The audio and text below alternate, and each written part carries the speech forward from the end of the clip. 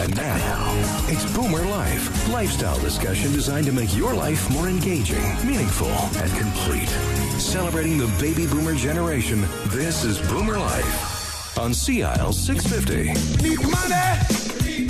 Talking about money.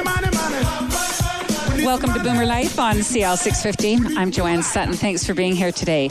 So the big question is, are you where you want to be financially? A well-thought-out plan for your financial future is an integral part of building the life that you want for both yourself and for your family. And on Boomer Life today, we're talking about your financial future with Jim Doyle. Jim is a senior financial consultant with Investors Group Financial Services, Inc. And one of the tough issues that we're going to explore today is transitioning into retirement. It sounds easy, but we want to make sure that you do it right. We'll also be addressing some of the key investment and estate planning challenges and pitfalls that could actually prevent you from fulfilling your retirement goals. So, Jim, I just want to say thanks for helping us out today. Thanks, Joanne. I'd like to welcome everyone to the show and to thank you all for sharing some of your time with us here today. Joanne, to a large degree, the answer to that question that we're talking about, that transition, is going to depend on the steps that you take today towards your future well-being. Well, Jim, I imagine that one's main goal is to work with an advisor who can specialize in your personal, unique situation, because each and every one of us has one. And Jim, I know that you'll give us a number of reasons why someone might choose to work with a certified financial planner like yourself. We ask the people we work with what their financial goals are. And while this seems a straightforward aspect of the planning process, many clients have little real understanding of the issues surrounding their financial situations. Well, financial and lifestyle security doesn't just happen overnight or by itself. It requires purposeful planning. People can actually benefit from working with the right financial planner to help address any blind spots that they might have in their financial picture. So, Jim, can you share why the fear and uncertainty investors are feeling right now is a significant challenge? I'd like to extend an offer to those listening. If you don't feel you have enough certainty in the planning you already put in place, call me for a second opinion. 604-682-5431. Talk to somebody who can help you understand your current circumstances and has the experience to help you craft a plan to take you where you want to go. And I'll just reiterate that for you. You can reach Jim at 604-682-5431. It's always good to listen to the show with either your cell phone beside you to make a note or a pen and paper. So getting good, actionable advice is something that all of us want. Increasingly, we're filling our heads with sound bites, the mental equivalent of junk. Over the day, even over a week, the changes, like those of our bellies, or those of our driving skills as we age, are barely noticeable. However, if we extend the timeline to months and years, we face a worrying reality that we may find ourselves looking down at a potbelly of ignorance. It's a great analogy, Jim. So when it comes to saving for retirement in volatile market conditions, a little bit like what we're going through now, clients face some really tough questions. So what would you suggest if you're uncertain about your future? Many investors shy away from investing when market conditions are rocky. But here's the key. Essential planning issues shouldn't be deferred. Performance usually lags behind the markets because investors think with their heart instead of their head. With most clients worried about that volatility, it's important to help protect and grow at the same time. So, Jim, how do we do that? What would you actually suggest as the next steps in this process? I'd like to suggest review your financial situation and consider creating a written financial plan. What is your investment time horizon? It pays to review how equities remain critical for retirement savings, as well as the importance of protection, why it's so critical. Yet, you mustn't overlook constructing a well-diversified portfolio that meets not only today's needs, but anticipates the future. Well, I think this is where people need help, and I would think that most people have a good handle on what they need right now. But what you're saying is it's difficult for the average investor to have a good handle on these numbers with an eye to anything beyond, say, the next couple of years. This is often overlooked, but one's time horizon is an elemental factor in determining what type of investment strategy is right for you. Well, you've mentioned this before. It's about putting an investment strategy or a series of strategies in place that attempt to balance risk with reward by adjusting your portfolio according to risk tolerance, goals, and your investment time frame. Like fixed income investments and equity or stock investments, okay, those are really key. In order to implement an appropriate asset allocation strategy, it is important to map out your situation with a seasoned financial advisor prior to making any financial decisions or moves. Well, it sounds like a pretty good idea to me. You'll also want to reassess and monitor your changing time horizon to ensure that your portfolio is still allocated appropriately as per your current circumstances. So, Jim, what I'm hearing is take the time to review your own portfolio or get the help of an accredited investment professional just to make sure that you're still invested the way that you believe that you should be.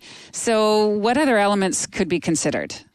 Ask yourself the same question in terms of if something happened tomorrow to you or your spouse, or if something happened in the future, how would your answers be different? Planning for contingencies is important, and you might answer this differently if you're a short-term or a long-term investor. The value comes from knowing and understanding your investing habits. So is it fair to say that people are probably anxious because it can all be so new to them and they just don't understand what their options are or even what benefits they're entitled to? For me, it's a case of I don't know what, and I don't know what I don't know, and then you don't even know what questions you're supposed to ask. Well, Joanna, I think most of us are reluctant to spend much time thinking about negative outcomes and how they might affect us. But prudent planning can help reduce the impact of unplanned events, like a spouse passing or leaving. Well, change is difficult, and I know people just simply don't like surprises, especially when it comes to their retirement income. So, Jim, do you have an example that easily comes to mind about a situation like that? Well, just a few years ago, the government lowered the RIF minimum payment withdrawal requirements and the minimum amount that you had to withdraw from your RIF. So as an example, for a person 71 years of age, the RIF minimum withdrawal went from 7.4% down to 5.4% of the value of the RIF. So that's 2%, but it doesn't sound like a bad thing. I'm sure you're going to tell us it was definitely a problem for some people. Well, it's not a problem if you don't need the income and you were forced to pay tax on the amount that you withdrew.